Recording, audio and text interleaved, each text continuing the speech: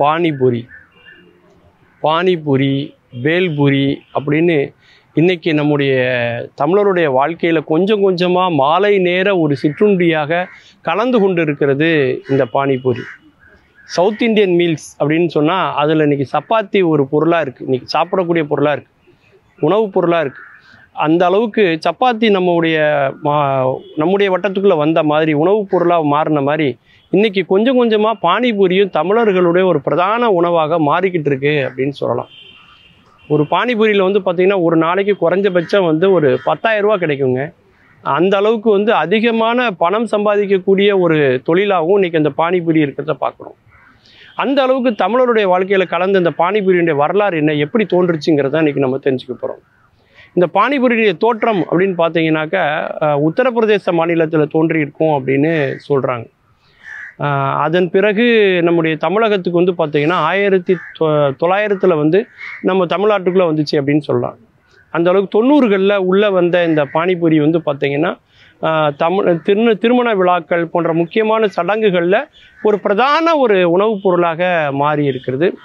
அது மட்டும் இல்லாமல் இன்றைக்கி பெண்கள் அதிக பேர் விரும்பி சாப்பிடக்கூடிய ஒரு பொருளாக இந்த பானிபூரி வந்து மாறி இருக்கு.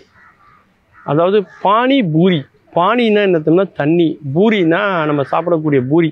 வழக்கமாக நம்ம ஊரில் பூரிலாம் வந்து பார்த்திங்கன்னா பெருசாக உப்பி போய் இருக்கிறதா நம்ம பூரி சாப்பிடுவோம், பூரி செட் அப்படின்னு சாப்பிடுவோம். அதே இது சின்னதாக இருக்கக்கூடிய ஒரு பூரி தான் இந்த பானிபூரி. அதில் தண்ணியை ஊற்றி கொடுக்கறதுனால இது பேர் பானிபூரி அப்படின்னு பேர். அந்த பூரி வந்து பார்த்திங்கனாக்கா ரவாவில் அதிகமாக செய்கிறாங்க, ரவை. அதே மாதிரி கோதுமையில் சில நேரங்களில் செய்கிறாங்க, சில நேரங்களில் கோதுமை ரவையும் கலந்து செய்கிறாங்க, சில நேரங்களில் மைதாவில் செய்கிறாங்க, சில நேரங்களில் மைதா கோதுமை ரவா அப்படின்னு எல்லாம் மிக்ஸ் பண்ணி கூட இந்த பூரியை வந்து தயார் செய்கிறாங்க. அது வந்து பார்த்திங்கன்னா நல்ல வறுத்து எண்ணெயில் நல்ல இது பண்ணுறதுனால அதில் ஆயில் கண்டென்ட் நிறைய இருக்கிறதுனால ஊறி போயிருக்கிறதுனால அதில் தண்ணி ஊற்றுனா கூட அந்த தண்ணி வந்து அப்படியே தாங்கி பிடித்து கொண்டு அந்த நீரையெல்லாம் உறிஞ்சு கொண்டு இருக்கக்கூடிய ஒரு பாத்திரத்தை போல அந்த பூரி வந்து இருக்குது.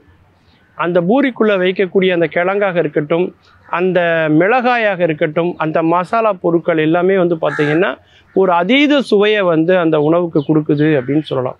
இதனுடைய தோற்றம் எப்படி வந்தது அப்படின்னு பார்த்தீங்கன்னா இதுக்கு ஒரு தொன்மையான புராண கதை ஒன்று இருக்குதுங்க. குந்தி தேவி, அதாவது பஞ்ச பாண்டவர்களுக்கு 5 பேருக்குமே வந்து தாயாக இருக்கக்கூடிய குந்தி தேவி வந்து என்ன பண்ணுறாங்க அப்படின்னாக்கா, பாண்டுவினுடைய மனைவியான குந்தி தேவி தன்னுடைய 5 மகன்களும் ஒத்துமையாக இருக்கணும் அப்படிங்கிறதுக்காக 5 பேருக்கும் ஒரே பெண்ணான திரௌபதியை அவங்க திருமணம் செஞ்சு வைக்கிறாங்க. அதன் பிறகு அவங்க எப்படி வாழணும் அப்படிங்கிற வாழ்க்கை முறைகளை சொல்லும்போது அப்போ அவங்க வந்து அஞ்ஞான வாசத்தில் இருக்கிறாங்க, வனவாசத்தில் இருக்கிறாங்க. வனவாசத்தில் இருக்கும்பொழுது காட்டில் வந்து நாட்டில் இருக்கிற மாதிரியான உணவுப் பொருட்களோ காய்கறிகளோ பழங்களோ சாப்பிட கிடைக்காது 3 வேளையும்.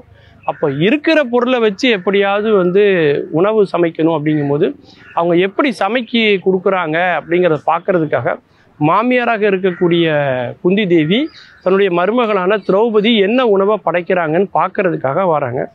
அப்போ திரௌபதி உருவாக்கி கொடுத்த ஒரு உணவு தான் இந்த பானிபூரி. அவங்க பூரியில் இது மாதிரி கிழங்கு மசாலாலாம் வைத்து செய்து கொடுத்ததாக குறிப்புகள் நிறைய நமக்கு வந்து மகாபாரதத்தில் கிடைக்குது. அதன் பிறகு வந்து அவங்க வந்து தன்னுடைய மருமகளை பாராட்டி விட்டு மிகவும் சுவையாக இருக்கிறது இந்த உணவு, இதை சாப்பிட்டோன்னே என் வயிறுலாம் நிறைஞ்சிச்சு. அவங்க என்ன கண்டிஷன் சொல்கிறாங்கன்னா சின்ன பொருளாக இருக்கணும், எளிதில் செய்யக்கூடியதாக இருக்கணும், ஆனால் எல்லாருக்கும் வயிறு நிரம்பினதாக இருக்கணுங்கிறது அவங்க சொன்ன கண்டிஷன். அந்த கண்டிஷனை வந்து ஃபுல்ஃபில் பண்ணுற மாதிரியான உணவாக அந்த காலத்திலேயே வந்து இந்த வந்து பானிபூரி இருந்திருக்கு அப்படிங்கிறது நம்முடைய தொன்மையான இலக்கியங்களில் நம்முடைய புராணங்களில் நம்ம படிக்கும்போது தெரிஞ்சுக்கிறோம். அப்பேற்பட்ட ஒரு தோற்றம் உடையது நம்முடைய பானிபூரின்னு சொல்லலாம். இந்த பானிபூரியை வந்து எல்லாரும் சாப்பிட்ற உணவாக இருந்தால் கூட யார் சாப்பிடணும் யார் சாப்பிடக்கூடாது அப்படிங்கிற இதில் ஒரு நெறிமுறை இருக்குது. அதாவது யாருக்கெல்லாம் வந்து பிபி அதிகமாக இருக்கோ, யாருக்கெல்லாம் சுகர் அதிகமாக இருக்கோ அவங்க இந்த பானிபூரியை சாப்பிடக்கூடாது. ஏன்னா அதில் எண்ணெய் அதிகமாக இருக்கிறனால அந்த எண்ணெய் என்ன எண்ணெய் அப்படின்னு நமக்கு தெரியாதனால அதை சாப்பிடுவதை தவிர்த்து விடுவது நல்லது.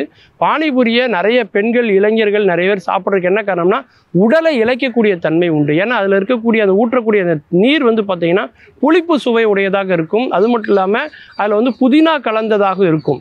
அதனால் புதினா நீராகவும் அது வந்து இருப்பதனால அந்த புளிப்பு உடம்புல உள்ள தசைகளை எல்லாம் வந்து சுருக்கி நம்முடைய உடம்பை ஃபிட்டாக வச்சுக்கிறதுனால அதனால் பானிபூரி தொடர்ந்து சாப்பிட்டுக்கிட்டே இருந்தால் உடல் வந்து எடை மெலிந்து கொண்டே இருப்பார்கள்ங்கிறதுக்காக நிறைய இளைஞர்களுடைய உணவாக இன்றைக்கு மாறி இருக்கிறது.